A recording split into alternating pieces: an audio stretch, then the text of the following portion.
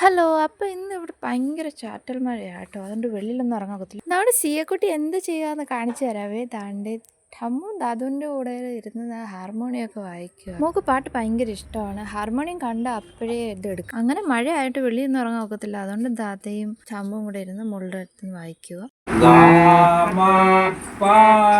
ഒരു വട്ടം ടമ്മുൻ്റെ മടിയിൽ ഇരുന്ന് വായിക്കാമെങ്കിൽ ഒരു വട്ടം ദാദയുടെ മടിയിലും ഇരുന്ന് വായിക്കണം. രണ്ടുപേരെയും അയാൾക്ക് ഭയങ്കര ഇഷ്ടമാണ്. അതിൽ സിയക്കുട്ടിയെ രണ്ടുപേർക്കും ഭയങ്കര ഇഷ്ടമാണ്. കേരളത്തിൽ അപ്പൂപ്പനും അമ്മമ്മയും ആൾക്ക് ഇഷ്ടമായിരുന്നെങ്കിൽ ഇവിടെ ദാദേനെയും ടമ്മുനെയും ഭയങ്കര ഇഷ്ടം.